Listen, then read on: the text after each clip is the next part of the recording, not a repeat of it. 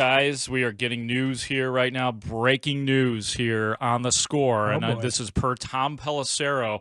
He says, a new day in Chicago. The Bears are finalizing a deal to hire Ben Johnson as their head coach. Let's go. Per sources. So it is looking like now multiple reporters saying that the Bears have landed Ben Johnson to be their next head coach. Man.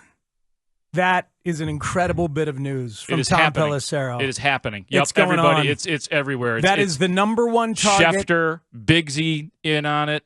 Wow. The number one target for the Chicago Bears always had to be Ben Johnson. And it was Ben Johnson. And now, according to all the NFL newsbreakers, the Bears have gotten their man. They have done it. They have landed the hot offensive coordinator. This, ladies and gentlemen, is the first time that this has happened for the Bears in my lifetime. And I'm going back to Neil Armstrong. That's pre-Ditka days. That the Bears have been the team that has landed the golden guy in the offseason. Never happened. The last time the Bears landed the wanted guy was Dave Wanstead as the defensive coordinator post-Ditka from Dallas. But this is the first time. Matt Nagy was not that guy. Mark Trestman was not that guy. There was a lot of mystery both of those guys. This is unprecedented what the Bears have just done. This is incredibly exciting. I love that you're here for it, Mark Grote. I mean, consider this. Consider this, that to your point, this is the prototypical hire. This is the way that organizations have been doing it for decades. Find that offensive genius and hand him the keys. Matt Nagy was as close as we've come to it. But Matt Nagy ended up being exposed as a guy who really only knew Andy Reid's offense and didn't really drive the bus of that offense even while he was there. He only called plays for a small portion of that final season in Kansas City and even had play calling taken away from him during the playoffs of his one game. Ben Johnson has been the undisputed offensive architect and play caller to one of the best offenses in the NFL the last couple of years. And creator. Of course, he takes from others, but there is a creativity in Ben Johnson that is his own.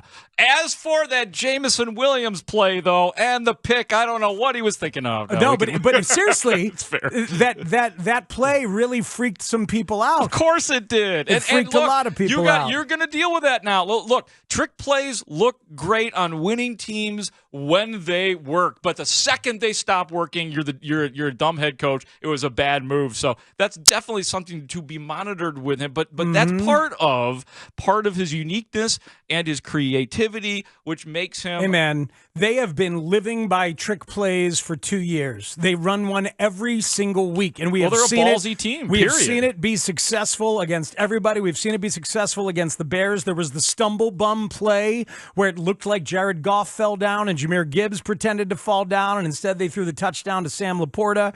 There have been multiple times they've thrown the hook and ladder with a pass and then a lateral, and that has worked for a touchdown. They do it all the time. Was that one a little desperate in the context of the game? Sure. But did it not remind you of the Keenan Allen pass? Very much an interception, because if a wide receiver has the option to throw the ball, you're damn right they're going to throw the ball. Man. That's all that's going through there. I don't care that this is going to be intercepted. I'm throwing the football. This is incredibly exciting. So good. This is incredibly exciting. This is the no-brainer hire if you could get him, if you were willing to spend the money. And yes, you were in competition with the Raiders and the Jaguars, but the fact that he just wants to come here and flies here and is now finalizing the deal, it says an awful lot. And it says an awful lot about things that have been going on that a lot of people have been crapping all over, and I've been very careful to make it plain that the way this was going with the Bears coaching search was described to me as leading to a reaction where people were, quote, relieved and impressed with the Bears coaching search. Interesting. That this was different than previous times. That's all I was asking for. It was different than previous times when Trace Armstrong was running the entire show. That is no longer the case. And credit to Kevin Warren for coming in here and cleaning up that little bit of a mess or big mess, because Ryan Poles had allowed it to happen and continue, and George McCaskey and Ted Phillips had allowed it to happen and continue. Kevin Warren has cleaned up the Trace Armstrong shadow president relationship, and now Ryan Poles, fully empowered, gets the #1 head coaching candidate on the market. I said it during transition, and I've said it on the podcast, and I've said it on the air anytime the topic has come up, that the idea that coaches are going to want to question the Bears more than the Bears are going to want to question them is overblown. The Bears have earned that organizationally. But again, like I said, coaches have run to this opening. And maybe somewhere along the line, there's somebody that didn't want to interview or didn't want to make public that they interviewed with the Bears. But they got Ben Johnson. Wow. And a lot of stuff, the 18 candidates, 17 candidates, is that what they got up to? They could stop now. they could stop. But I bet you they learned a lot along the way, which was the other big deal about the process.